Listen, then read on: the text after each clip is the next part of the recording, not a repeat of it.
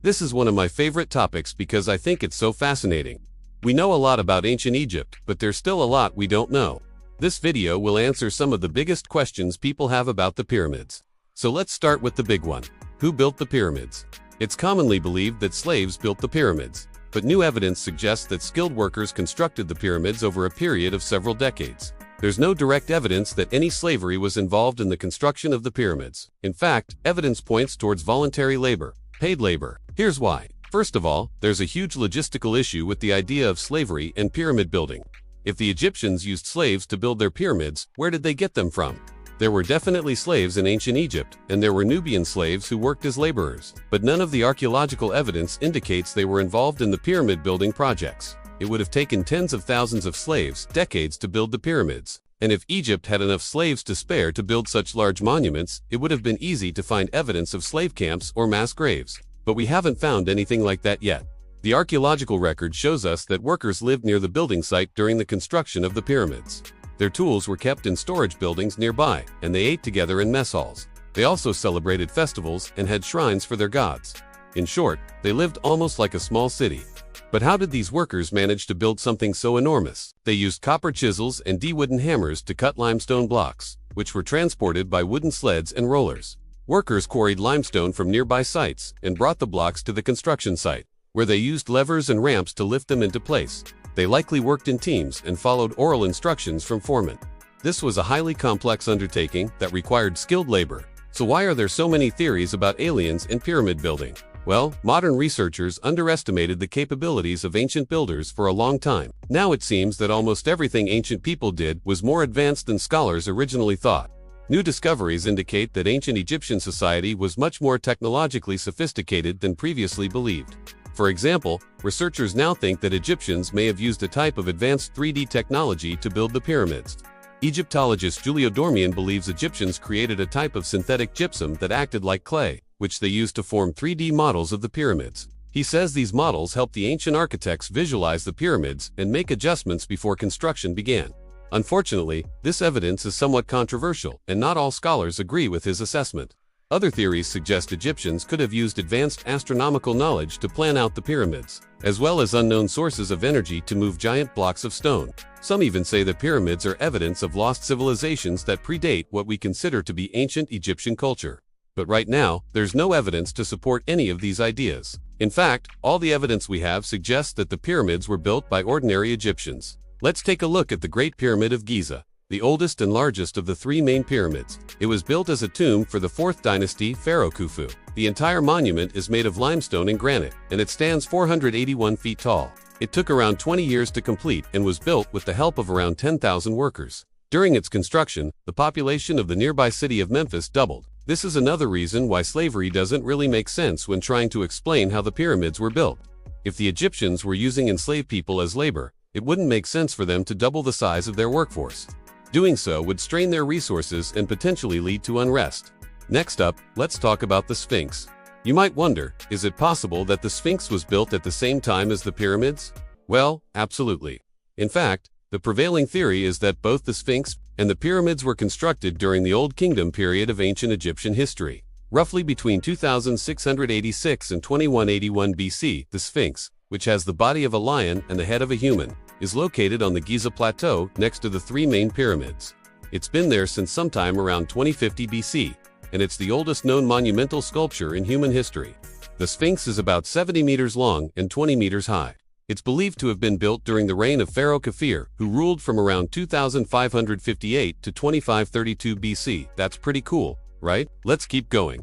What about the construction methods used for the other two pyramids?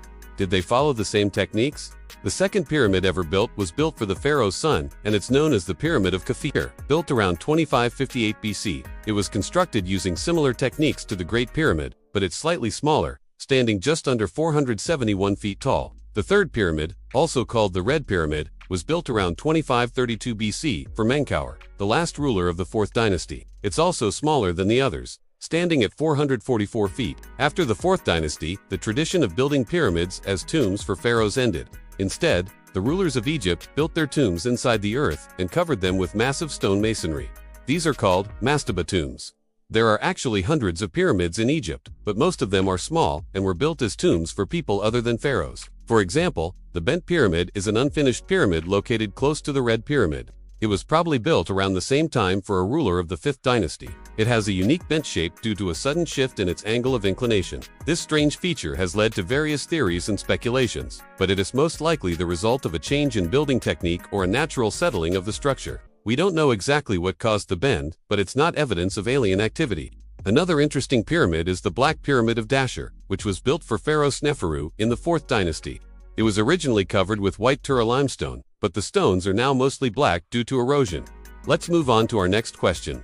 How did the ancient Egyptians align the pyramids so accurately? We're not sure exactly how they did this, but we do have some theories. There's a lot of evidence that Egyptians carefully observed the stars and their movements, and they used this knowledge for things like navigation and land surveying. Many scholars believe they used simple tools like sighting devices and plumb bobs to level the pyramids. Others say Egyptians used more advanced tools like water clocks and instruments called merkats, which are similar to modern theodolites. They could have used these tools to measure angles and distances and create accurate alignments. For example, the 3 pyramids at Giza are aligned almost perfectly with the cardinal directions. North America is only 0.05 degrees off true north. This incredible accuracy suggests that Egyptians used advanced tools and techniques. Why did they build pyramids? As I mentioned earlier, pyramids were built as tombs for the pharaohs and other important people. The ancient Egyptians had very specific beliefs about death and the afterlife. They believed that the pharaoh was the embodiment of Horus, the god of the sky, and that after his death, he would have to battle his nemesis, Set, in order to reach the field of reeds, a kind of paradise in the afterlife. To help the pharaoh win the battle with Set, Egyptians mummified him and buried him with treasures, including weapons and food. They also built huge monuments, like pyramids, to honor the pharaoh and ensure his journey to the afterlife was successful. Building a pyramid was a massive undertaking that involved a huge workforce. In fact, building a pyramid was considered a great honor, and all the workers involved were rewarded with food, money, and recognition. Some researchers believe that building pyramids was almost like a pilgrimage for the workers. They saw it as a chance to connect with their gods and leave a lasting legacy. What can we learn from pyramids today? Pyramids are not only fascinating historical structures, but they can also teach us a lot about ancient Egyptian society. By studying pyramids, archaeologists have learned about their religious beliefs, social structure, and technological advancements. For example, we know that the ancient Egyptians were very superstitious and believed that certain animals had special powers. This is reflected in the shape and design of many pyramids. For example, the Bent Pyramid has a staircase-like structure inside that was meant to help the pharaoh navigate the underworld. The Egyptians also believed that the shape of a pyramid could influence its stability. This is why the Great Pyramid of Giza is so perfectly symmetrical. They wanted to create a structure that was as stable and enduring as possible, so it could withstand the test of time.